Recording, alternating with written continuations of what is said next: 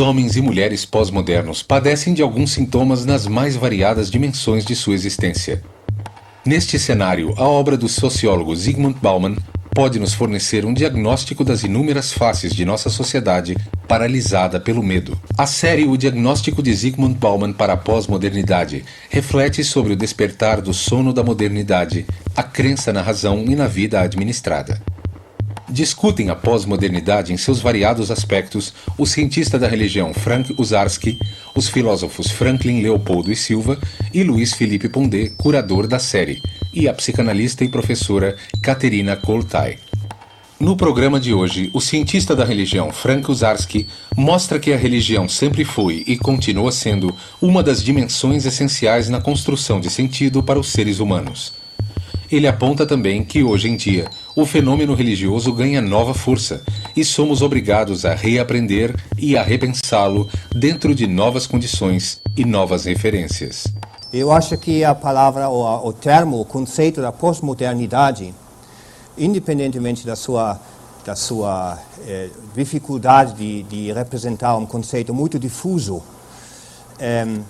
nos ajuda a entender algumas tendências. Gostaria só de lembrar algumas coisas gerais para contextualizar esta reflexão sobre a pós-modernidade neste campo semântico que começa a se articular a partir dos anos 80, especificamente nas ciências humanas, a partir da filosofia.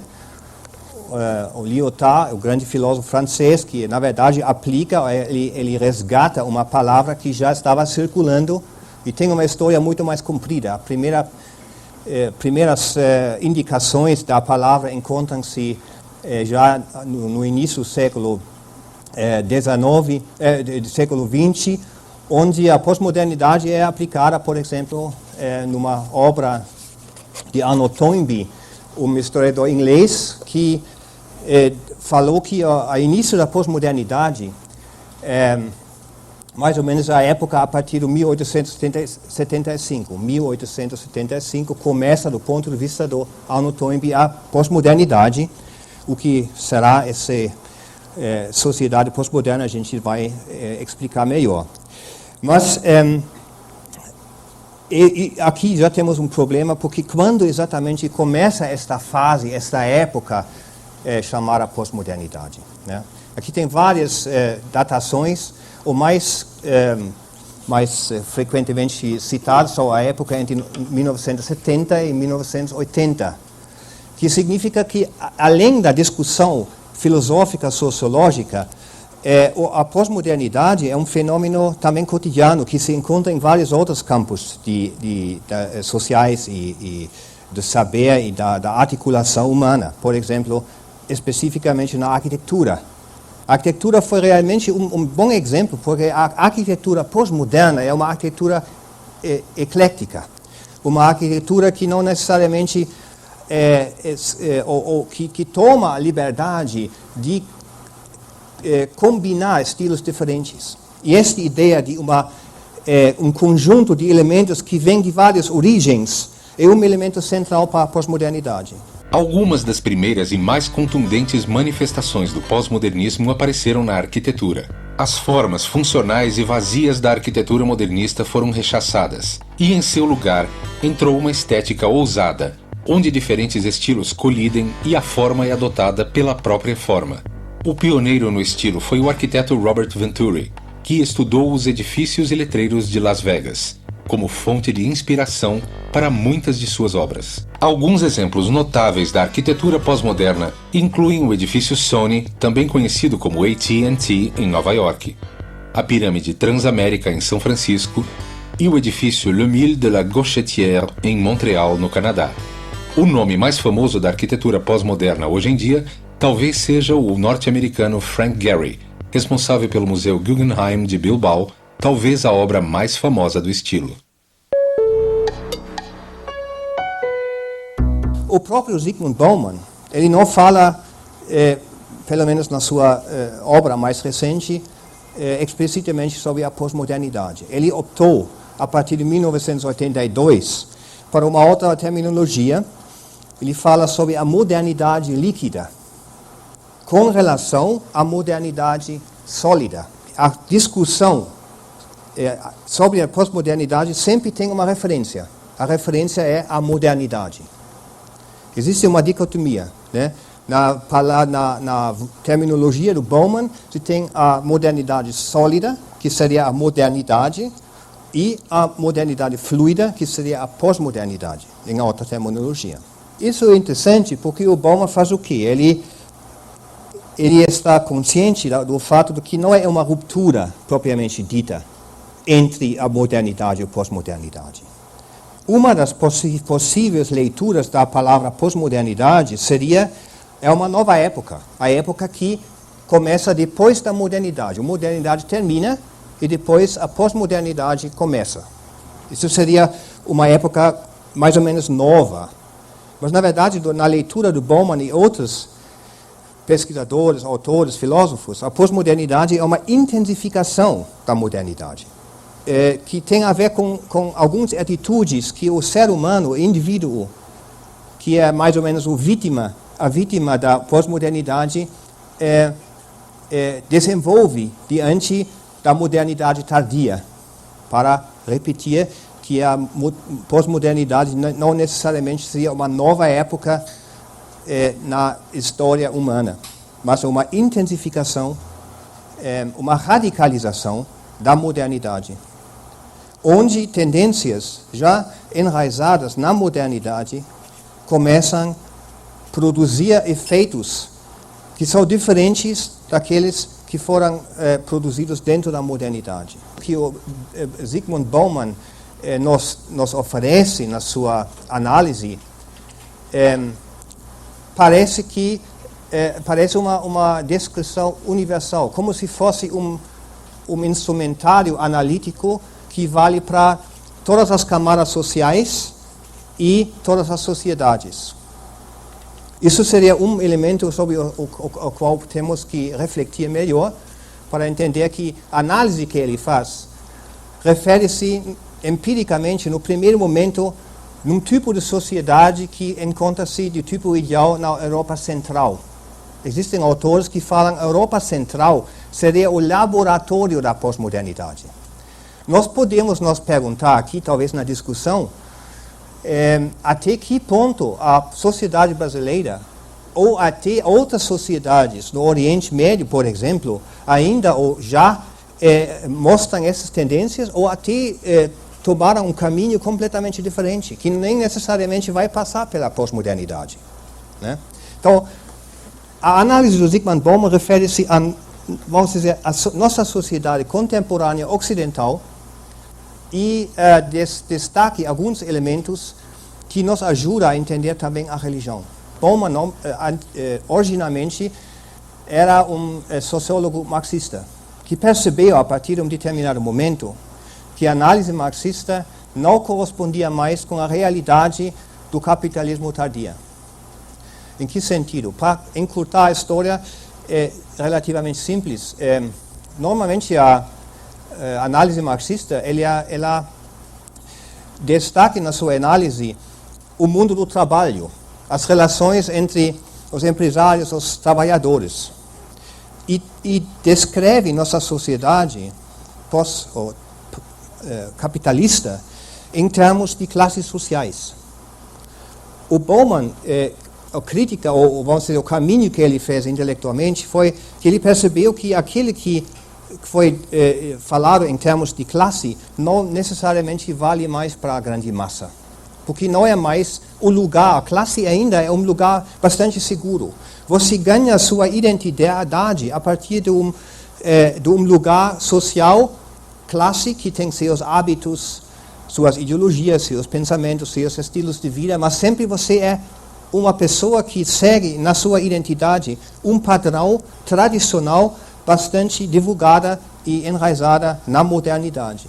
Ele disse isso não existe mais. O que é mais importante hoje em dia não é o trabalho, é o consumo. Nós somos mais vítimas, não das relações entre empresário e trabalhador, nós somos vítimas do consumo, do poder sedutor que o consumo tem sobre nossa vida.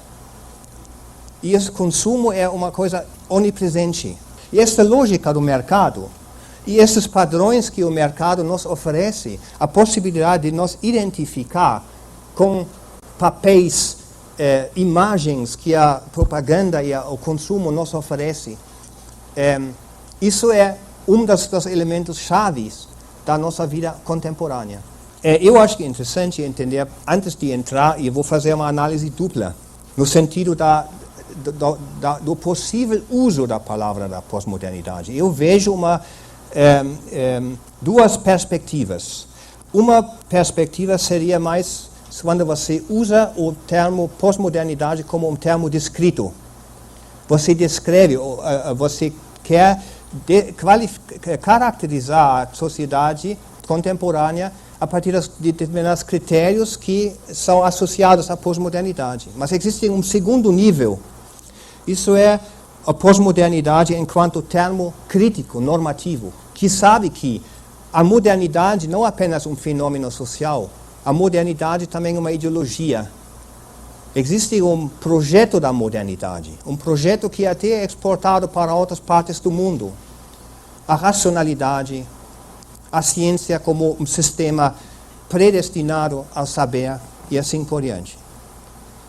E agora, nesse sentido, a pós-modernidade seria a grande questão se esta ideologia da modernidade, a grande narrativa que a pós-modernidade produz sobre si mesmo, que existe um progresso contínuo na direção de uma sociedade onde todos os nossos problemas serão resolvidos, porque o ser humano chegou à sua auge no sentido do uso do seu potencial inerente, que não é mais escravizado pela religião, por ideologias. Mas isso também é uma ideologia, a ideia do progresso constante. Algo linear, que começa na pré-modernidade, passa pela modernidade e vai chegar a um ponto final, e este ponto final deve ser compartilhado com o mundo inteiro. Todos. Não apenas os muçulmanos atualmente, mas todos os povos deveriam desfrutar exatamente essa conquista na história humana. Né? Isso é uma ideologia. E a pós-modernidade pergunta, não é assim que a gente, todos nós aqui nessa sociedade, já sabemos que a ciência por si não é a grande solução dos nossos problemas. Ao contrário, a ciência produz problemas ambientais e assim por diante. Éticas na biotecnologia e assim por diante. O que nós fazemos com este conhecimento, com essa crítica ao nosso próprio estágio de evolução? Parece que nós não nos comportamos de maneira autocrítica, mas continuamos a exportar falando nós, quer dizer, os oficiais que representam o Ocidente, quer dizer, a tentativa de exportar a democracia, fortalecer o Estado Nacional e assim por diante. Tudo isso são as grandes narrativas, as implicações na modernidade, que hoje são cada vez mais reconhecidas como vulneráveis e problemáticos. Então, isso seria a segunda leitura a partir da pós-modernidade. Existe uma dicotomia, uma tensão entre a modernidade e a pós-modernidade, mas muitas caracterizações da modernidade valem ainda mais na pós-modernidade. O que é a modernidade do ponto de vista histórico? Primeiro, uma determinada forma da sociedade. Uma sociedade que se distingue da sociedade arcaica, primitiva, onde, por exemplo, todo mundo tem acesso ao mesmo saber, mais ou menos. Talvez exista uma diferenciação entre homens e mulheres, mas não existem profissões especializadas. Todo mundo sabe como caçar, como pescar.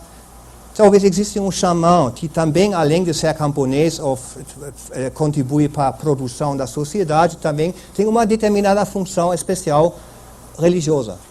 Mas essa diferenciação dos papéis começa apenas quando a sociedade produz mais do que ela consome. Lá, subitamente, é possível que algumas pessoas, por exemplo, se tornam sacerdotes, porque eles não são mais precisados no campo para produzir produzir comida para a sociedade. Eles podem se especializar em questões religiosas, por exemplo. Esse segundo tipo da sociedade pré-moderna é uma sociedade hierarquizada, onde algumas profissões são mais importantes do que as outras, onde existe mais reputação para alguns e não para outros. Agora, na nossa sociedade moderna, acontece o seguinte: essa sociedade moderna é caracterizada como uma sociedade funcionalmente diferenciada. O que significa isso? Significa que em nossa sociedade existem setores de competência e cada desses setores produz sua própria plausibilidade, sua própria lógica. Nós temos o direito, nós temos a economia, nós temos a religião, nós temos a ciência. Todos eles têm valores próprios. Amor próximo não funciona na mesa da negociação. A ideia é expulsar este cara do mercado. Mas quando ele volta para casa, na sua vida privada, e ele encontra seu filho, ele vai funcionar de maneira diferente. Ele não pode aplicar os mesmos papéis, os mesmos comportamentos quando ele fala com sua esposa ou seu filho. Então, o que significa isso para o indivíduo moderno? Nós temos que aprender e desenvolver uma biblioteca de papéis que nós aplicamos em momentos diferentes. Nós vamos para o banco, lá, alta lógica econômica. Nós vamos para a igreja, alta lógica. Nós vamos para um advogado, alta lógica. Então, essa ideia é que todos esses segmentos são altamente especializados, mas cada um deles contribui para a evolução da sociedade. Cada um é importante, né?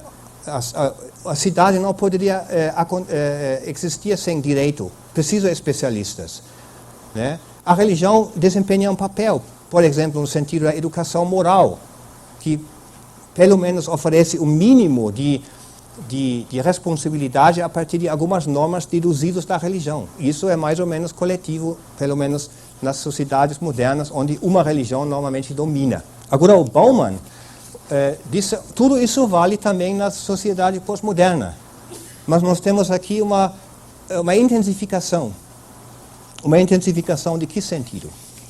São três aspectos, talvez, eu vou apresentar aqui. Primeiro, qual é a orientação da vida na pós-modernidade? Existe ainda algo que na modernidade ainda existe? Esta ideia de que existem classes, existem confissões, né? Existem talvez tarefas do cidadão nesse sentido. Tudo são coisas padronizadas que nós vivemos junto com muitas outras pessoas ao mesmo tempo, né? Agora, aquela modernidade líquida, né, pós-modernidade na terminologia de Bauman, não é a ausência de valores e objetivos. A pós-modernidade tem. O problema é outro. O problema é seu excesso. Existem valores e padrões demais. O indivíduo não sabe mais, porque não existe uma hierarquia de valores, que norma ou que sistema ele deveria seguir na sua orientação, na sua orientação de vida. Então, ele tem, diante desta pluralidade de ofertas, de sistemas de sentido, ele tem que decidir, não no sentido, agora eu vou me tornar marxista ou vou me tornar pentecostal ou evangélico. Isso não é a questão. A questão é que o individualismo, ele é vítima diante da pluralidade de ofertas de sentido. E ele tem que compor seu vocabulário normativo do comportamento a partir das múltiplas ofertas que cada um de nós recebe, reflete, aceita, mas tudo isso, segundo Bauman, também muito temporal. O que vale hoje, talvez amanhã não. Porque eu vou encontrar outras ofertas, eu vou me interessar por outros livros e subitamente eu tenho que remoldar minha individualidade. Agora, a partir do primeiro cenário, pós-modernidade como uma categoria descritiva que oferece potencial de análise para a nossa sociedade, eu gostaria de colocar 6 hipóteses sobre a relação ou sobre a religiosidade na pós-modernidade. Qual seria a religião na pós-modernidade? Eu tenho 6 aspectos interrelacionados, mas cada um traz um aspecto diferente. Primeiro, quando Lyotard falou o fim das grandes narrativas, se pode também correspondia bem com a teoria dos sociólogos, especificamente europeus, que achavam que nós vivemos numa época da secularização, da perda da religiosidade, cada vez mais racional, perda da religiosidade. A religiosidade fica cada vez mais insignificante, não apenas no sentido de uma crença, mas também no sentido institucional, igrejas e assim por diante. Eu acho que, junto com a crítica à secularização, a teoria, que a religião vai persistir como um fenômeno antropológico na pós-modernidade e na pós-pós-modernidade. E concordo, talvez, que a religião não é mais a grande narrativa onipresente, que resolve nossos problemas, que é capaz de integrar os setores isolados, direito, educação, economia, isso não. Ainda vai ficar um elemento dentro de várias outras possibilidades de interpretar a vida. Mas ela vai continuar a cumprir funções que nenhum outro sistema de sentido pode cumprir. Todos os seres humanos têm um desejo muito profundo, não morrer, a vida eterna. Então, que oferece esta promessa? A religião dá esperança. Do ponto de vista da pós-modernidade, pois é bobagem. Não existe. A ciência mostra que todo mundo é mortal, é tudo mais, mesmo com todas as tentativas, ainda não chegamos a nenhum ponto, em nenhuma direção certa para garantir. Mas ela vai persistir, a religião, porque ela tem uma estratégia da imunização inerente. Quer dizer, ela é imune a essas questões. Porque ela não promete a vida eterna agora e aqui, fisiologicamente, mas numa esfera transcendental, que escapa do teste. Quem somos nós dizer bobagem? Nós não sabemos. Nós temos que, honestamente, contar com a possibilidade. Porque, para responder isso, nós poderíamos entrar nesta esfera para dar uma olhada se existem algumas formas de vida nesta esfera transcendental. Isso é impossível do ponto de vista epistemológico, do nosso conhecimento cotidiano, mesmo científico.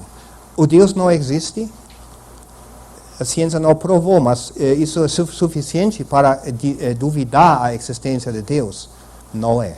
Porque sempre existe esta possibilidade e por isso a religião vai continuar a dar esperança, independentemente do nosso vício de provar aquelas coisas que a religião propôs. Nesse sentido, você pode provar que o marxismo não deu certo. Quando o muro de Berlim cai, você tem algumas indicações no mundo empírico, histórico, que alguma coisa não deu certo no marxismo. Pelo menos não na forma desenvolvida antigamente. Então, lá você tem as falsificações. Projetos, grandes narrativas, se falsificam pelos fatos reais que acontecem com essas grandes, que desprovam as grandes narrativas. A religião, pelo menos por parte, não vai cair nessa categoria, está imune contra este tipo de falsificação. Segundo, na pós-modernidade, independentemente da persistência da religião, eu acho que o que muda, ou já mudou, está mudando constantemente, é a posição das instituições religiosas tradicionais. Isso também significa secularização. Secularização significa perda da influência das igrejas cristãs na nossa cultura. E cada vez mais, também as grandes igrejas são expostos da lógica do mercado. Existe uma brilhante análise referente aos Estados Unidos, que fala o seguinte: e não apenas a demanda para a religião é importante, que faz com que a religião se revitaliza ou cresce ou floresce. Não apenas a demanda, a necessidade individual religiosa, mas também a oferta. Onde não há oferta, onde não há instituições religiosas que oferecem religião, a demanda não necessariamente será despertada, esse potencial. E isso trata-se de uma hipótese provada pela seguinte pesquisa. Foram comparadas regiões nos Estados Unidos, regiões onde algumas denominações tiveram um monopólio, foi a única igreja que estava lá dentro de um território, não sei quantos quilômetros quadrados, e outras religiões onde tem muitas denominações competindo entre si. E a taxa da religiosidade, em termos de quem é realmente membro de uma igreja, era muito maior nas regiões onde várias religiões estavam competindo entre si, lutando entre si, para conquistar mercado. Parece, primeiro, uma contradição, porque na lógica da pós-modernidade nós poderíamos pensar, puxa vida, não é assim que o relativismo está crescendo? Se uma igreja fala isso, outra igreja fala isso, eu não vou acreditar nada mais. Isso significa que, para fazer parte de uma igreja, não apenas a convicção religiosa é importante, mas também elementos que você também pode encontrar em outras instituições, outras ofertas. Por exemplo, uma igreja que tem que ter acesso nesta região não apenas deve ter uma boa oferta em termos de bens religiosos propriamente ditos, doutrinas, práticas. Isso é a base sempre. Se eles falam bobagem ou tem uma coisa que não ajuda para a vida, essa igreja vai cair. Mas eles têm outros elementos também. Mesmo duas igrejas no mesmo patamar ideológico, da mesma qualidade, eles são diferentes, porque eles oferecem coisas mundanas. Por exemplo, eles oferecem para os idosos um transporte. Nós vamos buscar você. Nós temos uma poltrona. Nossa igreja tem aquecimento. São elementos que também contribuem. Quer dizer, nesta competição, a igreja é obrigada a aperfeiçoar sua oferta para não perder espaço no mercado. Aqui é interessante, do ponto de vista do Bauman, o consumo, a lógica do consumo faz parte do campo religioso, numa maneira muito óbvia. As grandes igrejas, vamos dizer a igreja católica ou na Alemanha a igreja luterana, eles também são cada vez mais expostas da lógica do mercado. Eles têm que entrar nesse jogo, senão eles vão perder. Desde esta posição, antigamente, nós somos igrejas de Estado, todo mundo automaticamente é nosso membro, não funciona mais. Na modernidade, não mais, e menos ainda na pós-modernidade. O fato de que as grandes igrejas têm que competir com outras, implica que existe na pós-modernidade uma produtividade religiosa acelerada. Por quê? A pós-modernidade mostra a tendência de desconstrução e do rearranjamento de códigos e conteúdos. Exemplo, arquitetura. Qual é a arquitetura pós-moderna? Aquela que se apropria de vários estilos e coloca isso tudo num prédio só. A religião também.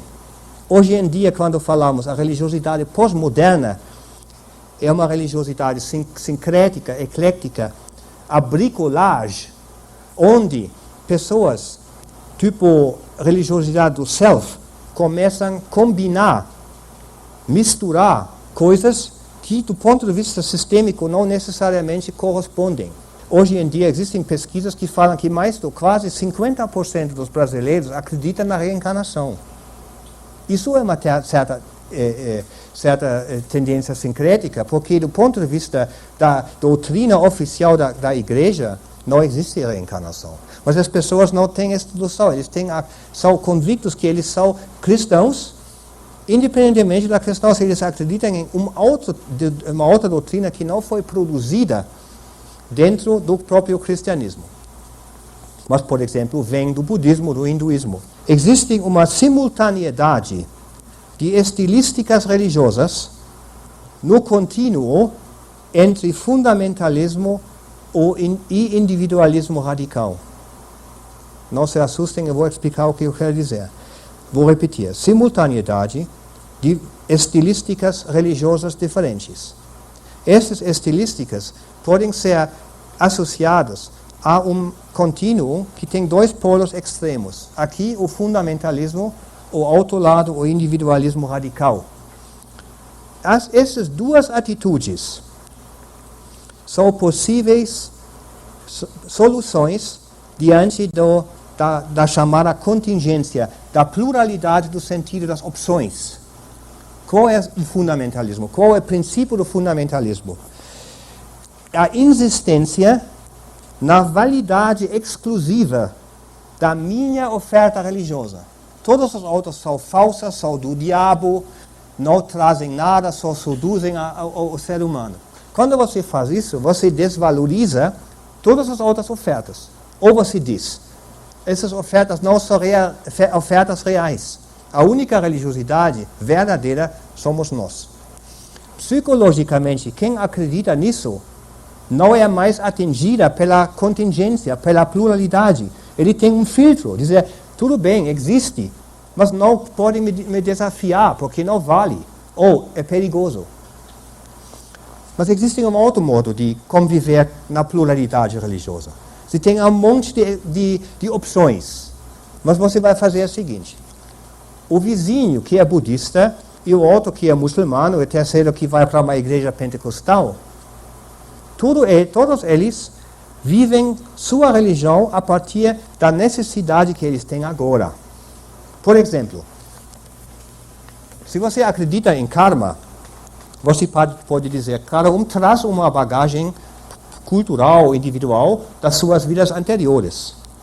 Eu, do meu ponto de vista, determinado pelo meu karma, pela minha visão do mundo, não pode dizer se isso que eu faço é bom para outra pessoa. Ele está num outro patamar da evolução individual. Então ele pode fazer o que ele quer. Eu tenho uma outra responsabilidade para entrar para mim, para achar para mim, num determinado momento da minha evolução, ofertas que correspondem, que combinam, que dão respostas às minhas perguntas individuais. Então você pode viver tranquilamente na pós-modernidade, dizer, lógico existe pluralismo, tem que existir, porque nós não somos iguais, todo mundo é individual. Mas isso é um projeto religioso, porque todo mundo tem que desenvolver seu karma, seu destino, tem que se desenvolver a partir do momento em que ele entrou nessa vida. Então você tem aqui dois cenários. Todos esses dois, exclusivismo e o inclusivismo, são duas possibilidades para vencer os desafios da pós-modernidade. Existe uma diversificação crescente na pós-modernidade de formas organizacionais em que a religião se articula. Na discussão clássica da modernidade, Ernst Troeltsch, Max Weber, sociólogos da religião, eles conheciam apenas duas formas sociais em que a religião se articula: a igreja e a seita.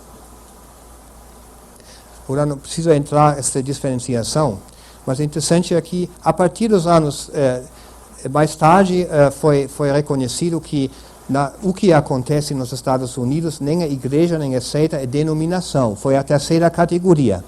Mas o que nos interessa aqui é a quarta, que chama-se cult em inglês, culto.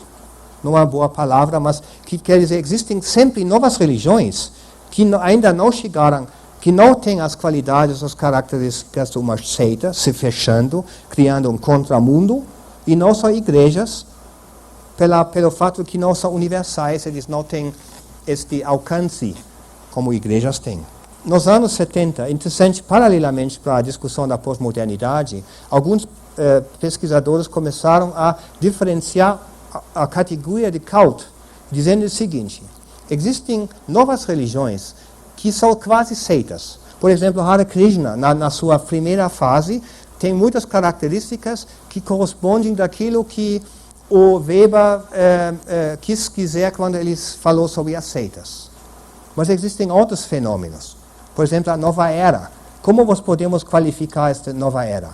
E aqui, novamente, cruzam-se as interpretações. Consumo. Existe um tipo de cult que chama-se client cult. É uma relação entre um indivíduo e um terapeuta. Você vai para um centro de nova era, eu falo nova era agora, um centro da nova espiritualidade, para fazer um curso, um retiro, um workshop, a partir para aprender Reiki, alguma coisa pontual. Durante a sua participação nesse curso, você tem uma pessoa que tem uma determinada autoridade sobre você, porque é especialista. Aquele que é um pouco mais avançado neste momento, neste caminho, nesta parcela espiritual. Mas você não desenvolve nenhum compromisso com essa pessoa.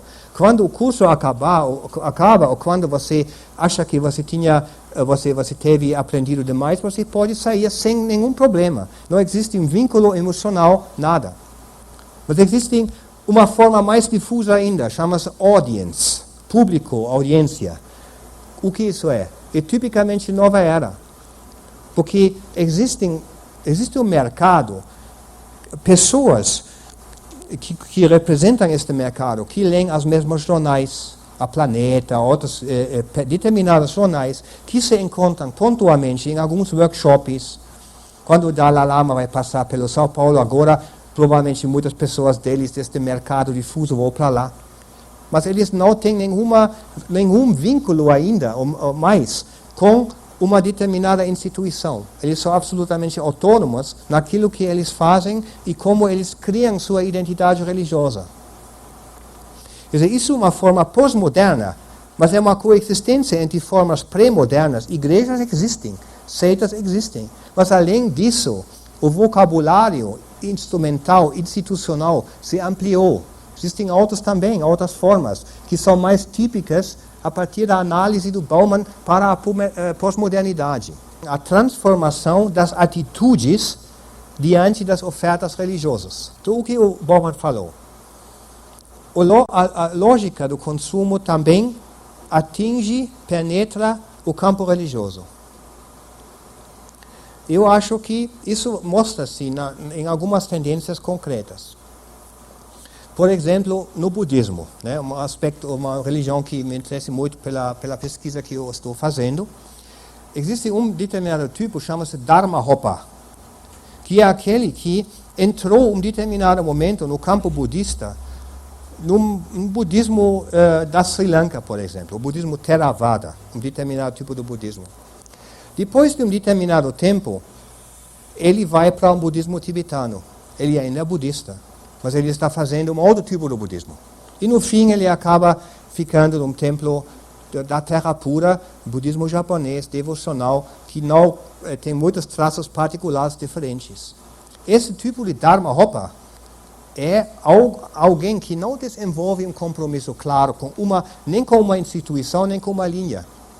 Ele é budista no seu auto-reconhecimento, mas passa por várias subcategorias do budismo, sem necessariamente um compromisso claro com o mestre, alguma coisa assim. Talvez o budismo não é necessariamente um bom exemplo, mas existem, por exemplo, porque o budismo é bastante individualista normalmente, pelo menos do ponto de vista ocidental. Mas você tem outras formas, por exemplo, este reconhecimento de que o brasileiro poderia, sem problemas, participar em várias ofertas religiosas. Até simultaneamente, na segunda-feira ele vai para um centro espiritista, no espírita, depois ele vai para lá, conforme das suas necessidades. Ou, conforme seus problemas temporais, ele vai optar por algumas ofertas. Quando ele tem um problema financeiro, ele vai para uma igreja que prega a teologia da prosperidade. Quando ele está doente, ele vai para um centro jurei para se curar, simplificando, e não desvalorizando aquilo. Todo mundo tem seu direito de conviver sua religião. Mas são observações a partir do Bauman que explica um pouco que esse tipo de religiosidade é talvez uma expressão mais clara e mais autêntica da pós-modernidade do que ainda essa existência em uma única religião. Nesse sentido, a religião aproxima-se à magia. Qual é a diferença entre magia e religião? A religião, normalmente, é um sistema abrangente que traz explicações e respostas para questões fundamentais. Quem criou o mundo, o que vai acontecer depois da morte e assim por diante. A magia, já pesquisada por Balilovsky, Durkheim, grandes sociólogos, são vamos dizer, soluções pontuais práticas. Quando você, no hinduísmo, tem problemas com a chuva, você vai procurar o mago para que ele fizesse um ritual, performasse um ritual para criar a chuva. Você não precisa acreditar no mago, você não precisa de uma relação constante com este mago. Quando você precisa dele, você vai para lá e ele vai fazer alguma coisa pontual que corresponde com a sua necessidade pontual nesse momento. Não a grande cosmovisão que você adota deste mago, não. São elementos mágicos, práticas, aqui e agora. A religião, parece-me, pelo menos em algumas camadas, está se transformando em uma religiosidade mais mágica nesse sentido. Eu, pessoalmente, eu acho que uma espiritualidade profunda é caracterizada também pelo amor pelo outro, pelo respeito da dignidade do outro, e isso, para mim, implica também a liberdade de opção. Nesse sentido, eu sou muito pós-moderno na minha argumentação, de viver aquilo que ele acha profundamente de seu próprio coração como algo autêntico religioso. Talvez seja uma ideia talvez final para pensar um pouco sobre isso. Se realmente a individualização é tão avançada, nós podemos virar este problema da individualização, porque nós somos também sozinhos, porque vendo os outros que são diferentes de nós, isso nos deixa sozinhos. Como superar essa solidão? Abrir o coração. Não necessariamente avaliar a letra, a correspondência daquilo que ele cita, mas como ele é, como ele vive. Eu acho que nenhuma pessoa merece uma desqualificação. O Senhor não fez isso, eu estou agora já exagerando, apontando por outra coisa, mas eu acho que isso falta no mundo pós-moderno. Este relaxamento diante do outro. A aceitação que o mundo realmente é relativo, porque eu, única pessoa, não deve ser também relativa, porque eu não aplico esses princípios para mim mesmo. Eu vou dizer, talvez terminar com uma fala bem pessoal. Quando eu entrei na ciência da religião, foi em 1974, em Hannover, cidade alemã. E quando eu saí, depois como doutorando, eu percebi que minha própria religiosidade se transformou. Conhecendo o mundo religioso, histórico, geográfico, em outras partes do mundo, eu viajei muito, encontrei budistas, hindus, muçulmanos. Atrás de todas essas ideologias que as religiões também apresentam, sempre são seres humanos, que têm desejos, que têm algo para oferecer. E quando eu saí da universidade, eu acho que eu não tenho mais nenhum recurso para falar sobre minha própria religiosidade. Eu fiquei sem conceito daquilo que eu estou pensando. Eu não posso dizer, olha, isso é a minha religião, eu gostaria de defender isso. Não. O que resta é silêncio. E silêncio diante desse fenômeno religioso que é tão rico, tão amplo, tão diversificado, que eu tenho respeito por todas essas expressões. Eu acho que o que diferencia o ser humano do animal, que ele tem este desejo para o maior, para o absoluto, esta religação que ele deseja e vive ainda. E eu acho que isso é uma coisa que nos une e não necessariamente nos separa. O problema começa quando nós usamos nossas linguagens, porque eles não atingem, eles não abrangem este mistério atrás de todas essas coisas que talvez, do ponto de vista pré-moderno, ainda existem.